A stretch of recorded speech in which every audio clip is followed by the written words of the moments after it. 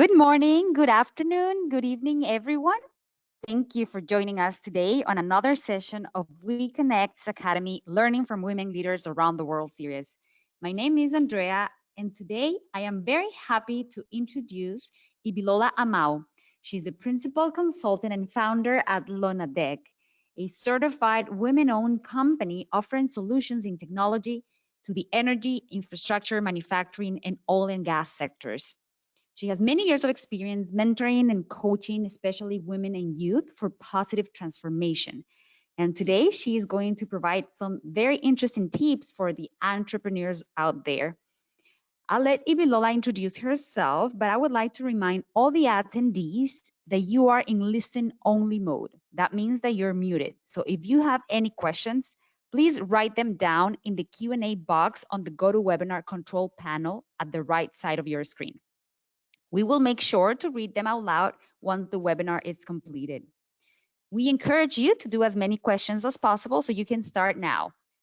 The recording of this webinar will be available after today's session, and it will be emailed to all attendees. So it would also be available on our YouTube channel. If you don't follow us on YouTube, please find us under the name of We Connect International. Ibilola, welcome today. Over to you. Thank you so much, Andrea.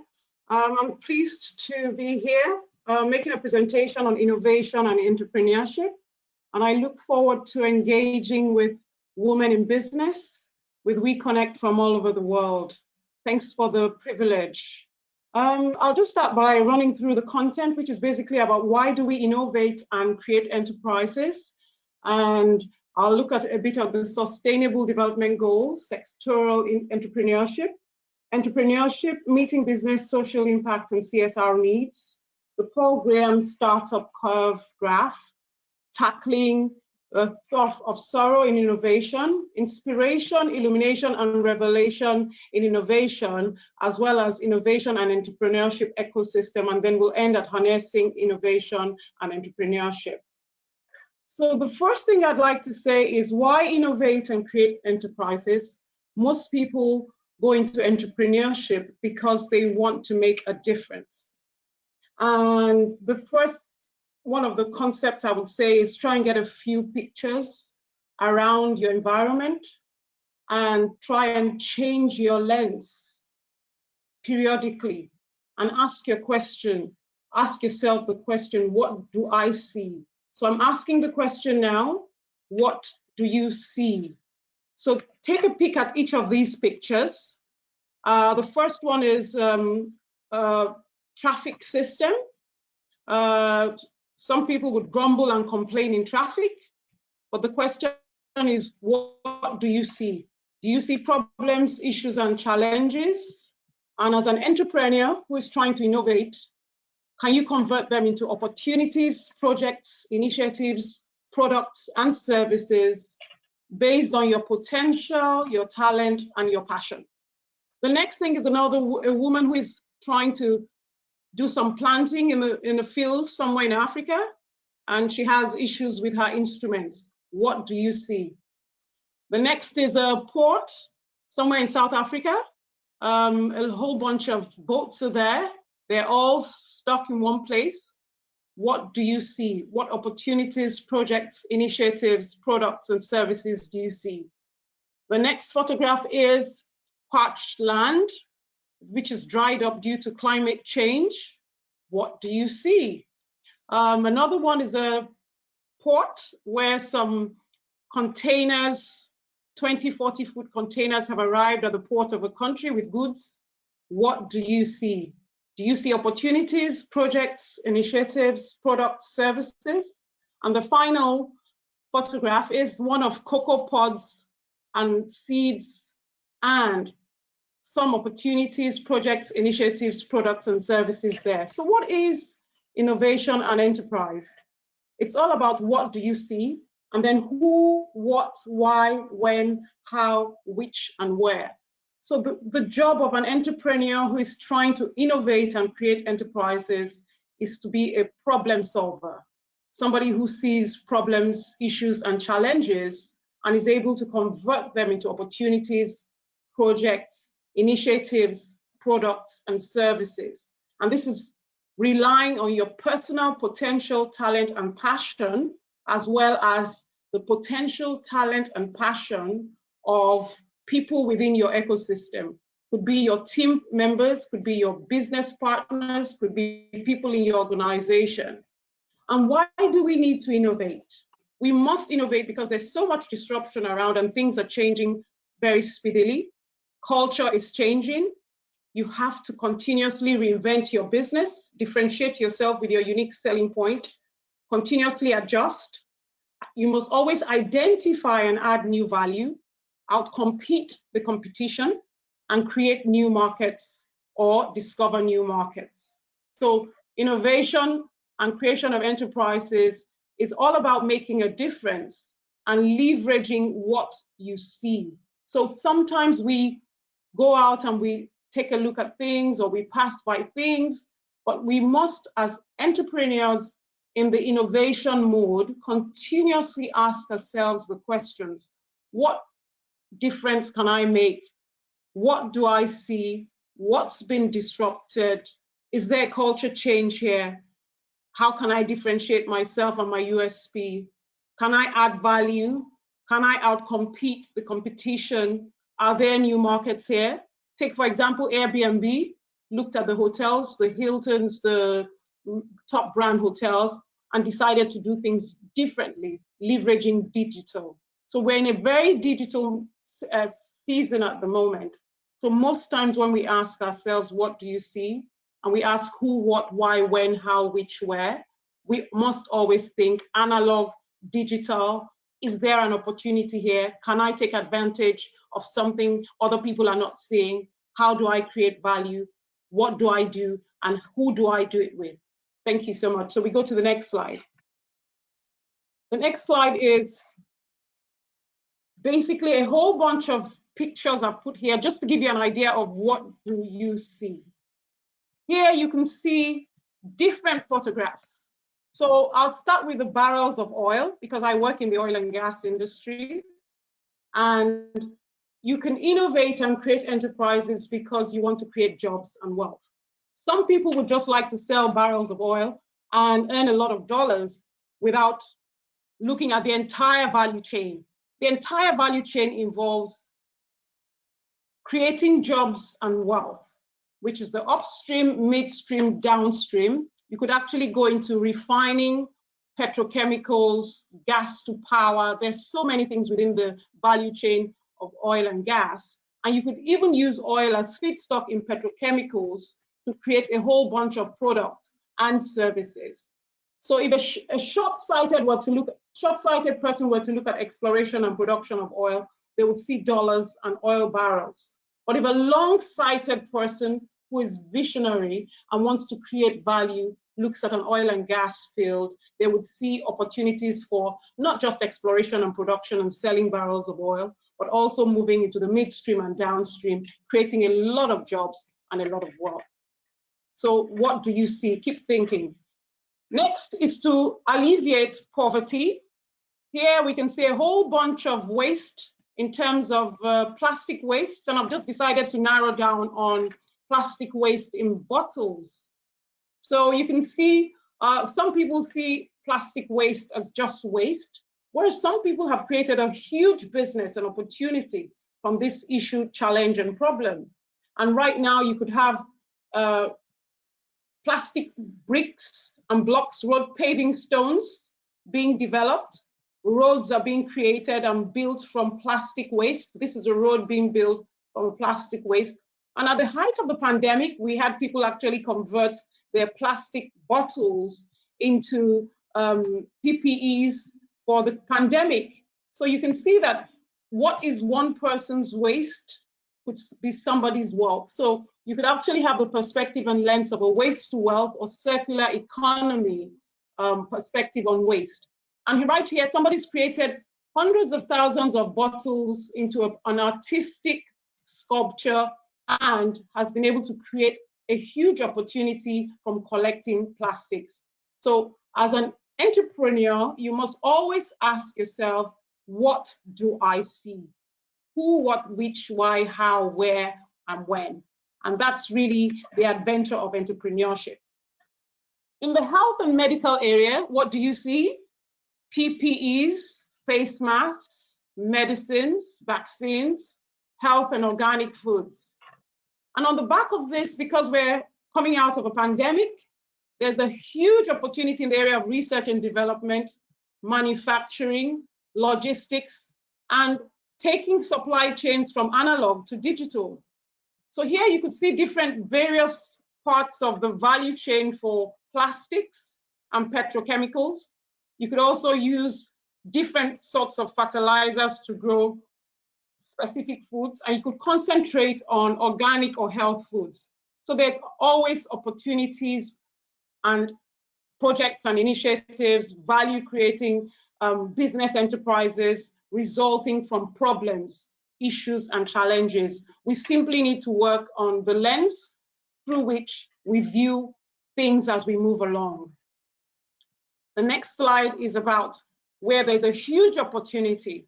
Between 2020 and 2030, 10 years, $3.3 to $4.5 trillion are available in funds for the attainment of sustainable development goals.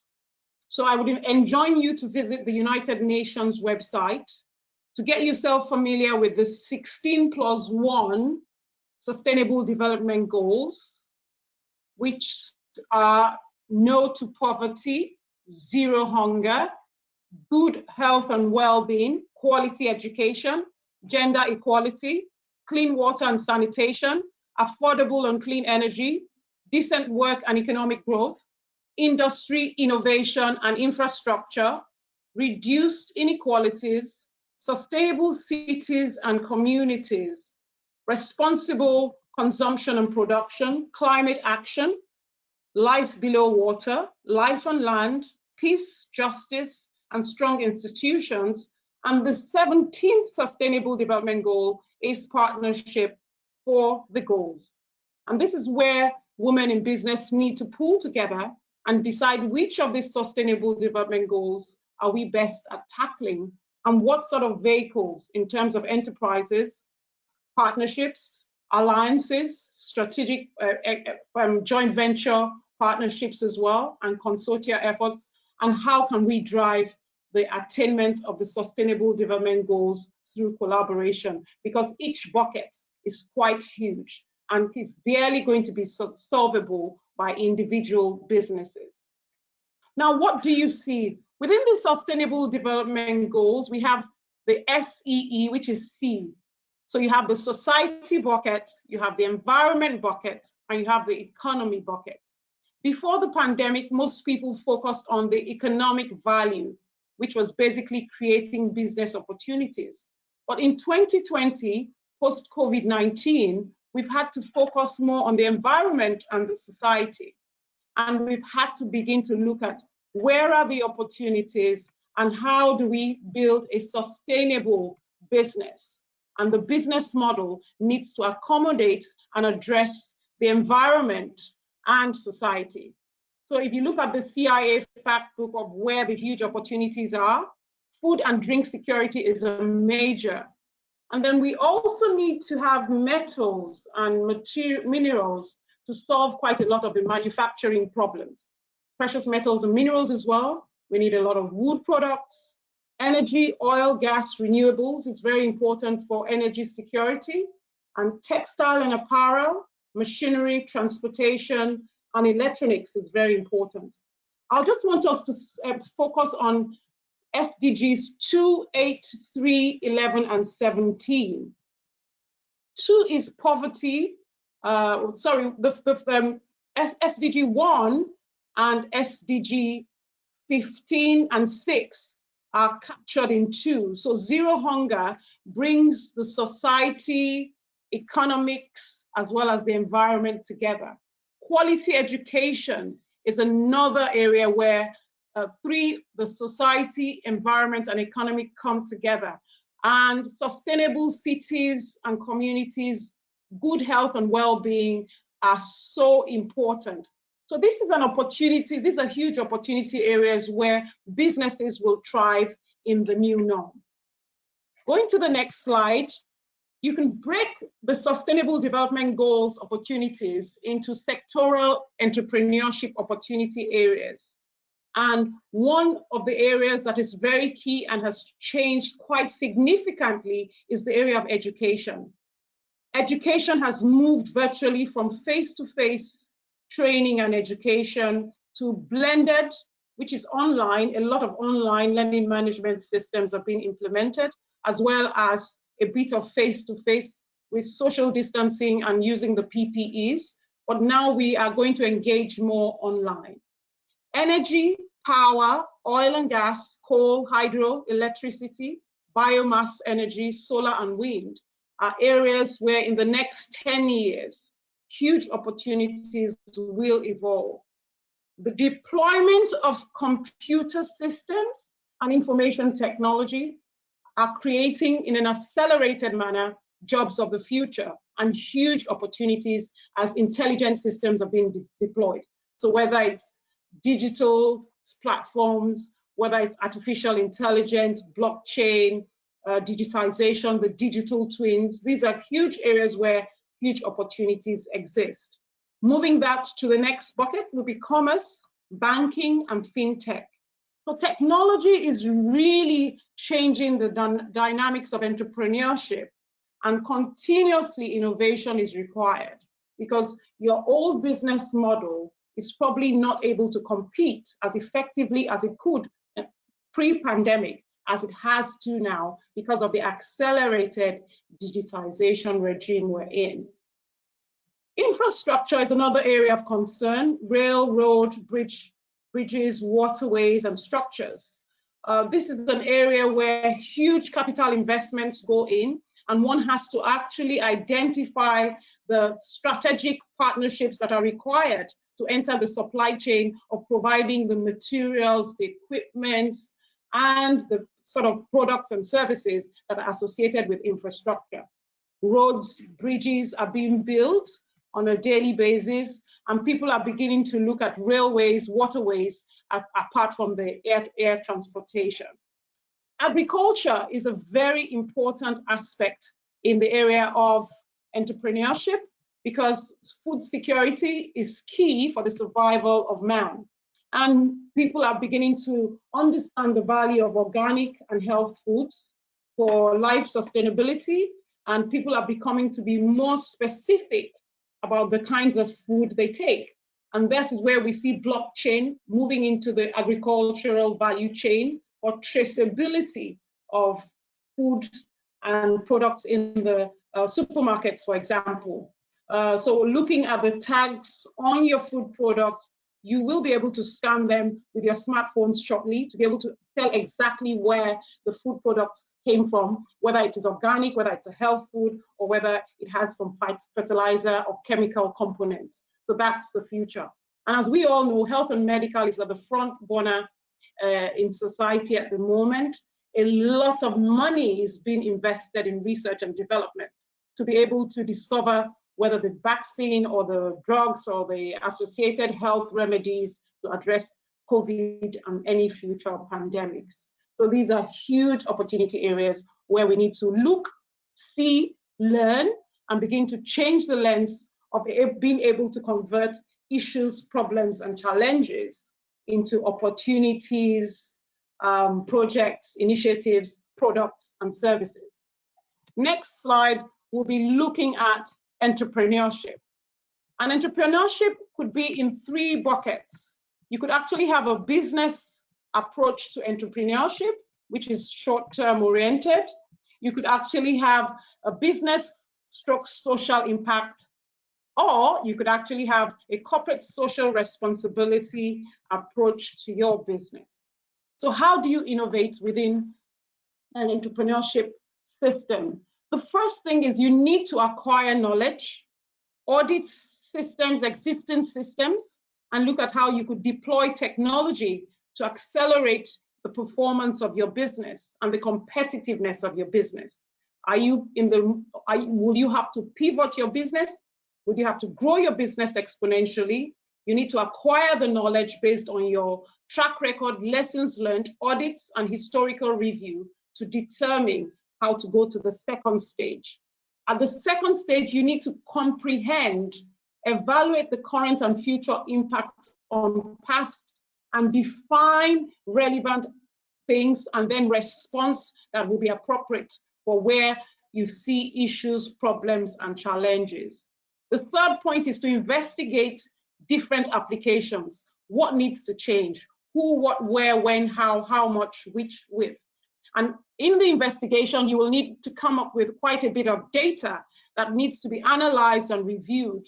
How soon and at what cost, in terms of resources, people, processes, and systems, could I respond, or could my business respond? And the fifth stage is where you really need to evaluate and apply the different solutions and remedies that you've come up with. You need to decide on short-term, medium-term, and long-term plans, and begin to look at the cost-benefit analysis and the entrepreneurship models or business models to respond to the kind of opportunities you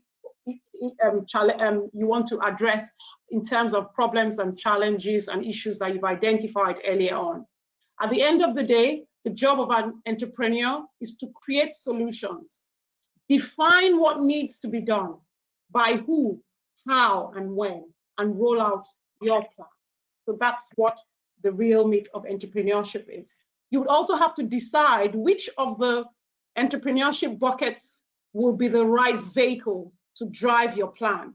Would it be a for-profit business? Would it be a social impact initiative? Or would it be a corporate social responsibility that creates value for other goals and objectives? So here is the Paul Graham startup curve graph. Every entrepreneur starts up being very excited and happy about some project, some initiative, some idea, some probable enterprise. And you just get up very excited, and your initial enthusiasm spikes up, and everybody knows you're in business or about to start a business. And as you commence on that journey, you get to a point where reality sets in, and you begin to be confronted with stumbling blocks, which you need to convert into stepping stones through experimenting and pivoting. And this is where we call the trough of sorrow, where you are way beyond your happiness, way below your happiness level, and struggling on a daily basis to make sense of what exactly you're doing and whether you are going to be successful. And this is a time when self-doubt, a bit of melancholy, sometimes depression comes in. And you really need to have a good support system at this point in time to help you think through the various ideas you had, the initial enthusiasm you had, the problems you had in mind, and the solutions you had preferred before you embarked on the journey. And at some point, you need to have a market fit. From feedback from customers, clients, and people who may have a need, you begin to listen and make sense of what exactly the need is and how you can address the need. The point of convergence, where you're able to identify specific needs that you can provide products and services to meet in a sustainable manner, is when you begin to rise in an exponential manner out of your trough of sorrow. And at this point in time, you probably need to have the right ecosystem around you to help you scale. So this is basically to give you an idea of the journey. Sometimes it's not this bad, sometimes it's much worse, but at the end of the day, you really want to come out of the trough of sorrow as quickly as possible. And I'm going to go to the next slide, which is about coming out of the trough of sorrow. So the trough of sorrow is where you don't want to spend much time. And this is where innovation comes in very handy. Innovation is about data gathering, understanding the environment, understanding the needs of people, engaging. You need to speak with the right people, engage with the right people, whether digitally or face-to-face analog. You need to share ideas, share knowledge and interests. The whole idea is to gather from news, existing projects, initiatives, have events, engagements, internships. Sometimes you need to volunteer as well, which is actually putting yourself forward to provide a service for little or nothing. You may need a mentor.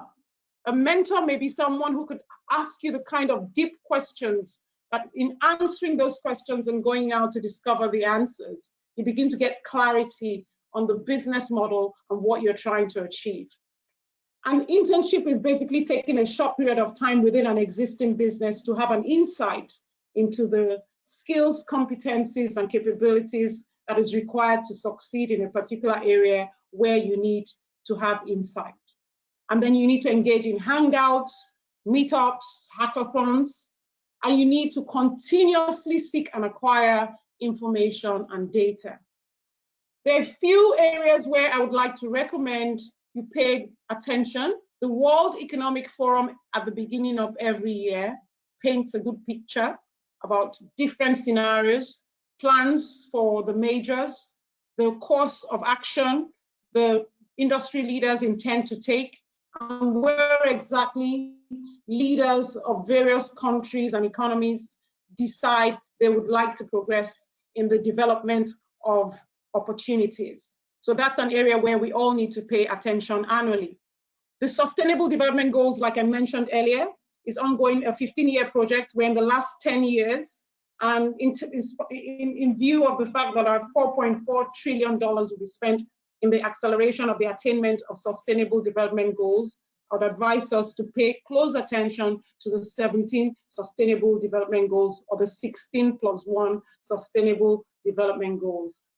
We need to be very alert and we need to get news on a daily basis. So whether you get your news from newspapers, journals, magazines, online, we continuously need to get information on a daily basis, because whether if the ability to pivot your business, scale up your business, or transform your business is tied to information availability and the quick decisions you can make within your team or with your customers and clients, depending on your value chain.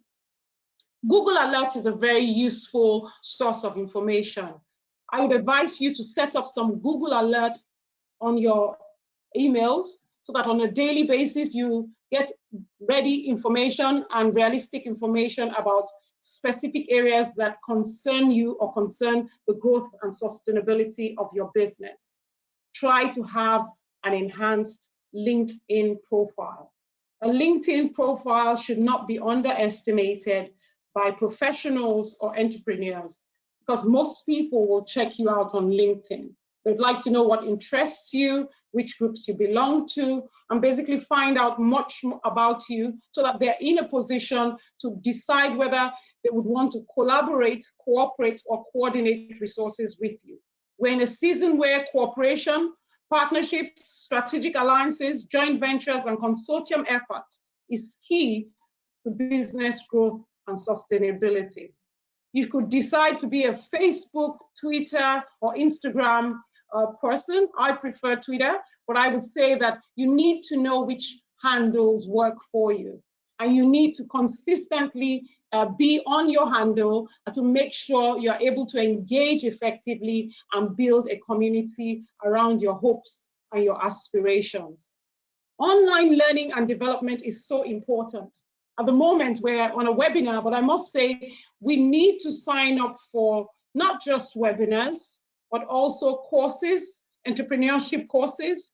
I would say edX is a very good place to go, whether it's Harvard Business School, whether it's Cornell, Stanford. There are quite a few business schools that have online learning alternatives. So you don't really need to abandon your business. You could actually sign up for an online course. There's some short courses for 6 weeks. There's some short courses for 12 weeks. The whole idea is you continuously need to infuse yourself with information and data that is accurate and ready, that could actually enable you, stimulate your thoughts to be able to recreate your business and strategize on a new business model that takes you to your journey of success. We can always apply for scholarships, awards, fellowships, and grants because these are brand enhancing activities. So sharing ideas, knowledge, and interests is so important. Gathering information, knowledge, wisdom, and understanding is critical to being an innovator. And we all need to continuously strive to innovate on our businesses daily. Now, innovation for me involves inspiration, illumination, and revelation. Innovation is about exploiting the existing, seen or unseen, to create what has been imagined.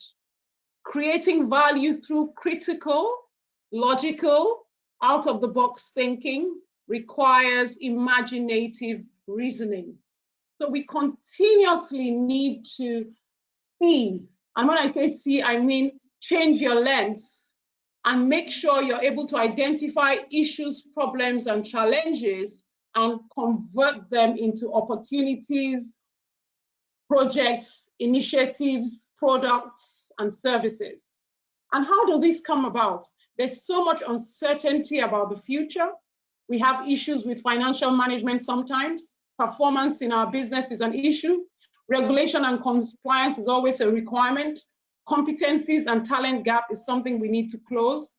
Technology changes on a daily basis. We must always know the state-of-the-art technology that can be deployed in a cost-effective manner to increase our return on investment. Data is always all over the place. We must be able to acquire data and exploit data. Customer service is so important, and building a brand and reputation is critical. And above all, from the COVID-19 experience, we've all had to embrace transformation and change. So how do we innovate? Through inspiration, illumination, and revelation. The first thing is to close your knowledge gap.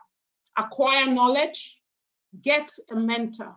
We all need mentors, we all need coaches. I have 2 mentors I'm working with at the moment, and I'm sure they've been such a useful guide that I would encourage everybody to, at least, no matter how long you've been in business. I've been in business for 30 years almost, but I still have 2 mentors.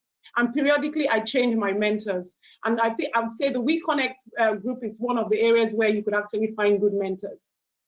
Study to show yourself approved. Always research. And from the data you gather, information you gather through research, develop something new. Always seek to understand, why was it done the way it was done before, and what new addition, what value can I add, how can I rejig what exists to create something new. Closing the knowledge gap is the beginning of innovation. The next thing is addressing problems, constructing a course of action that would transform your current situation into one where your objectives have been achieved. So you need to be able to convert problems that you see into opportunities, initiatives, new enterprises, products, services. But you need to be able to understand the root cause of the problem. And you need to understand the value chain of the problem so that you decide which aspect of the value chain can create value for your business, your customers, and what interests you in terms of your potential, your talent, and your passion. The next thing is to look through the challenges, overcoming what seems impossible and converting them into possibilities.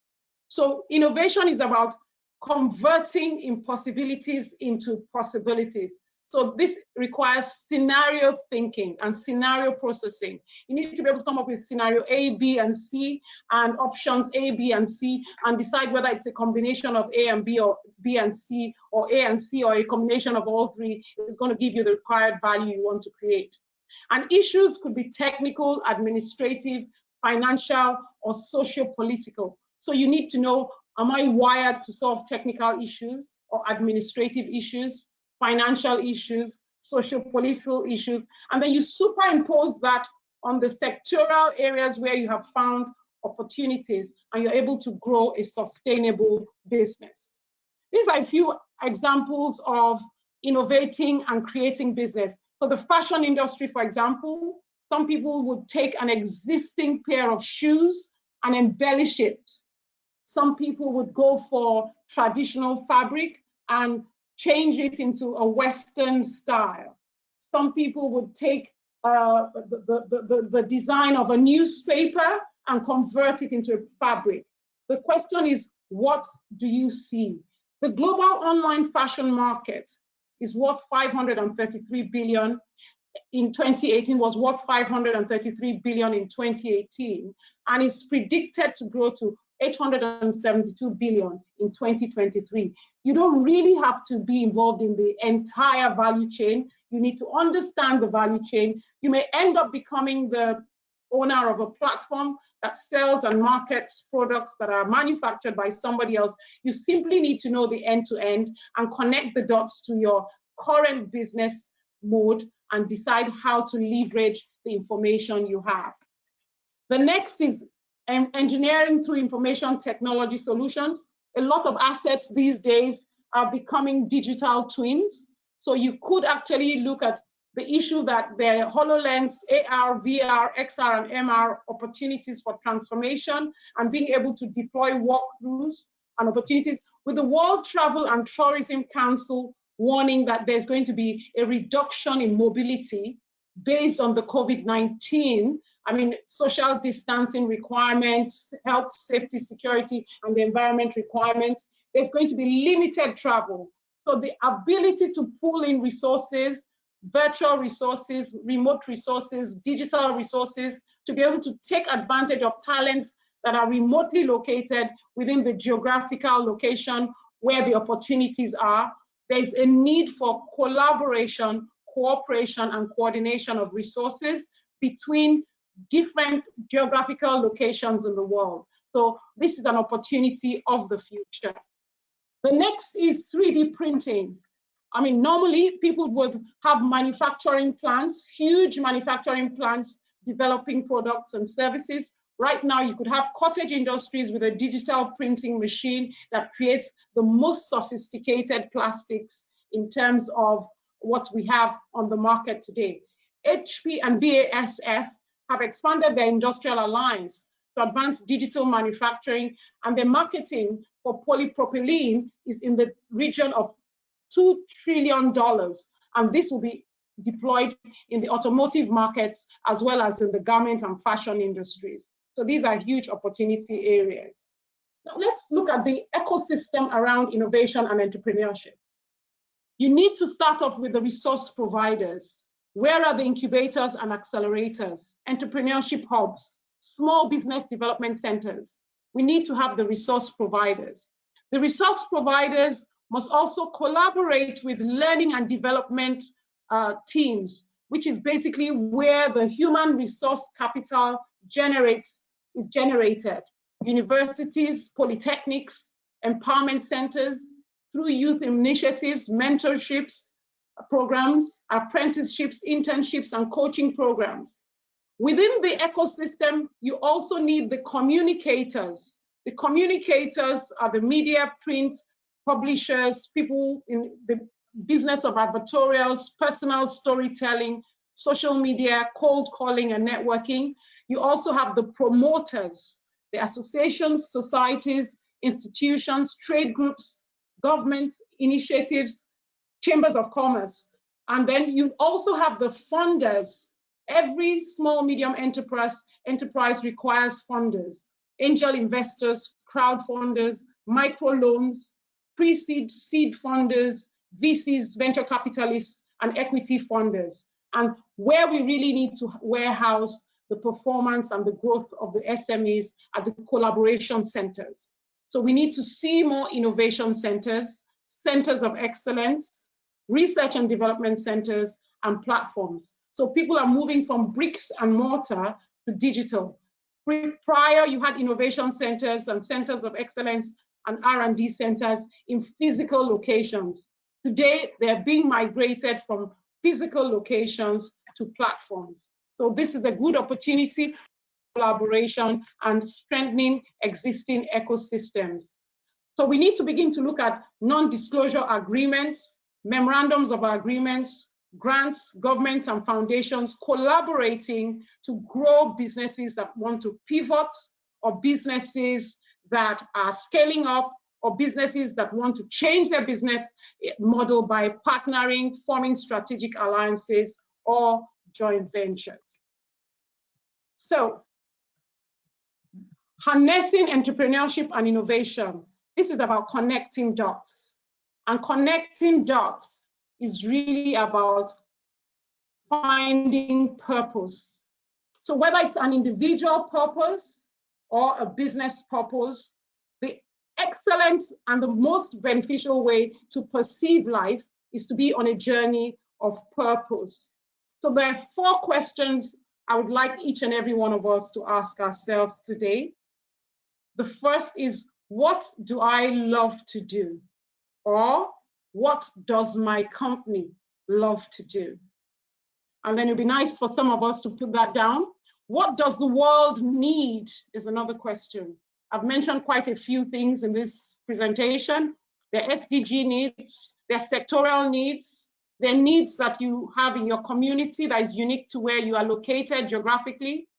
Then what can I get paid for? What can my company get paid for? And then what are my company's strengths, or what are my strengths? A combination of what are my company's strengths and what do I love to do is what is called passion. And a combination of what do I love to do and what does the world need is called an assignment. What does the world need and what can my company get paid for is called a vocation. What are my strengths and what can I get paid for is a role. A combination of your passion, your role, your vocation, and your assignment is what defines your calling, your career, your job, and your service. And it's a combination of your calling, your career, your job, and your service that gives you your purpose.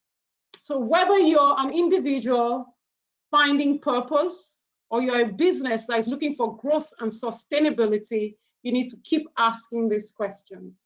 And this is where you need to continuously engage with your staff and other communities about the questions that need to be answered. So in conclusion, I'd say let's look at the yellow. The yellow is what do I love to do, because that's the best place to start. And connecting what you love to do with your strengths and needs enables you understand and deliver a calling, career, and service. Your role and your vocation really for jobs, in terms of jobs, is more for people who are professionally or career wired. Was that as entrepreneurs, to fulfill our purpose, we need to balance what we love to do, what the world needs, and where our strengths lie. And in conclusion, I'd like to say that entrepreneurship is purpose-driven innovation. So on a daily basis, we continuously and consistently need to look through our lenses, which we change to try and see how we can convert issues, problems, and challenges into opportunities, solutions, products, services, initiatives, and projects to make the world a better place. I'd like to say that this is a journey that we need all to go on. And as we continue in this journey, we will continuously find out and discover that success is a journey and not a destination. Thank you so much. Thank you so much, Ibilola. This was really interesting and really enlightening. So I will please ask all the participants, all the attendees to ask questions. You can see at the right side of your screen on the control panel a questions tab. So I invite everybody to please take advantage of these minutes that we have left to ask Ibilola some questions. These for the people who joined a little bit later, this webinar has been recorded and it will be available tomorrow.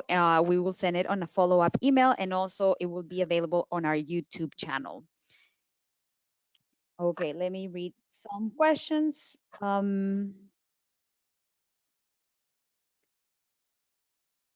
Okay, so you were talking about mostly how you can link all your I see people raising hands. Please, if you could type down your questions versus raising your hand, we cannot enable your audio. So please type down your questions so that I can read them out loud.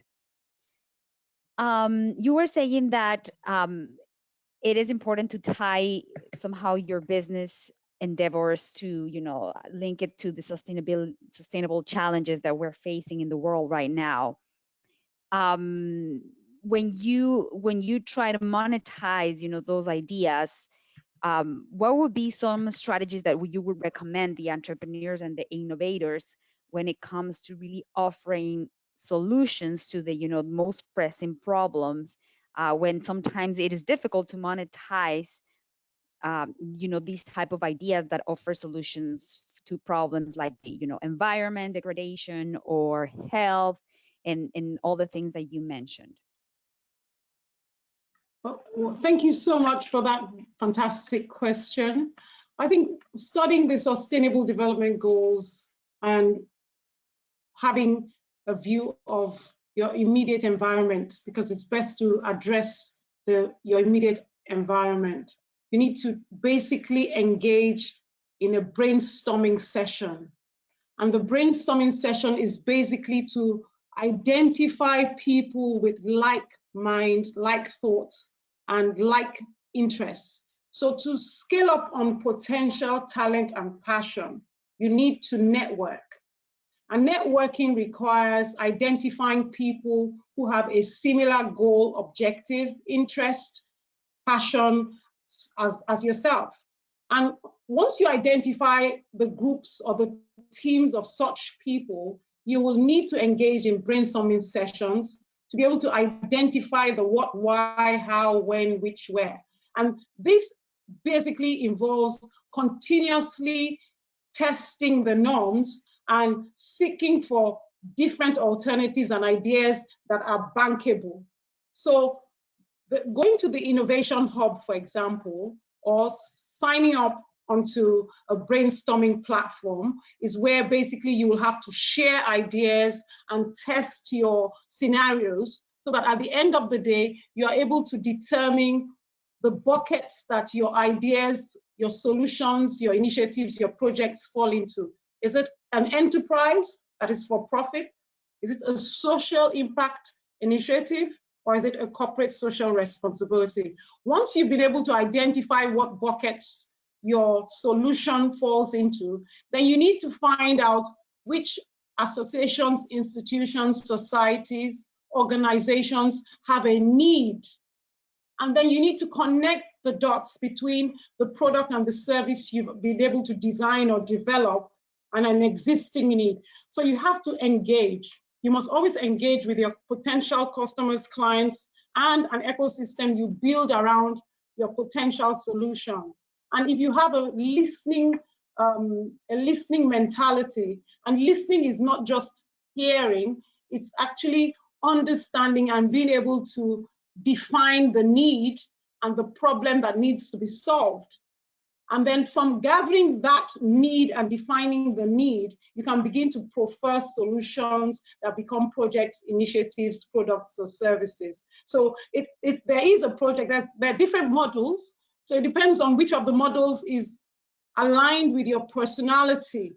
So some people are, there are 4 different personalities and there are different solutions for 4 different personalities. So you could send a WhatsApp message or contact me to be able to find out how to work that process. Awesome. Thank you so much. And we have a question right here about mentorship. What recommendations do you have to find the right mentor? Well, there are physical mentors and there are virtual mentors. Some mentors don't even know they're mentoring you because maybe you're following them online and you learn from what they're doing. And sometimes you could actually sign up for mentoring programs. I'm sure most of the women empowerment groups and the discipline-specific groups have formal or informal mentoring programs. So if you're a member of a professional association, society, or institution, or an entrepreneurial group, you could actually reach out to individuals in those groups who you admire and you believe they have something to offer. They may have some wisdom, knowledge, and understanding which you lack, and you could reach out to them by connecting with them on LinkedIn, connecting with them on social media, or getting their details online or through a reference or a referee, and then booking an appointment to meet with them. It could be over coffee, it could be a Zoom meeting, it could be a Skype meeting, it could be any of the meetings possible. But the most important thing is to connect with potential mentors. And not every individual will have the time and resources to mentor you, but if you have some value to contribute to the mentoring relationship, it becomes a worthwhile long-term friendship, because then it becomes a symbiotic exchange of knowledge and ideas, and you're mentoring your mentor, and your mentor is mentoring you because you're sharing knowledge and ideas at some point.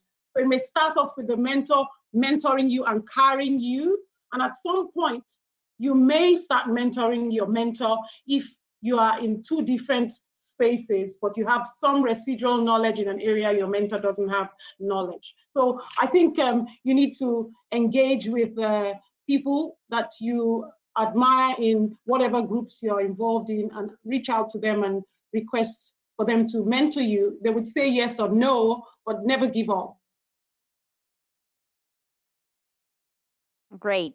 Thank you so much. We have still some minutes, so I would encourage all the attendees to ask questions, typing them down on the Q&A box. I have another question for you, Ibilola.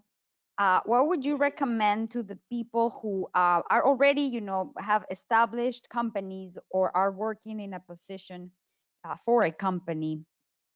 How can they be entrepreneurial and innovators themselves if they are already, not coming up with a new idea or not necessarily, starting up?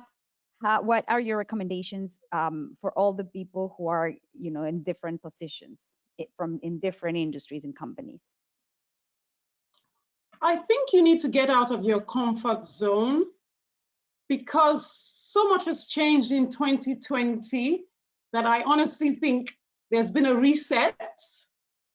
And if you're going to move forward, you're going to have to accelerate your process of digitization anyway. And digitizing whatever you're comfortable doing now is a huge experience in itself. Then another idea is to look inwards at what exactly is my passion and what exactly is my talent. A lot of people in careers or even in entrepreneurial experiences tend to default to their potential. But I honestly think it's so rewarding and fulfilling if you're able to tie your passion and your talent into whatever you're doing. And finding purpose as an individual or as an entrepreneur is probably one of the most exciting places to be. And in that place and in that position, you are in the flow of continuously innovating, because a combination of your potential, your talent, and your passion gives you a hunger to excel and to continuously improve the situations you find yourself in and your environment.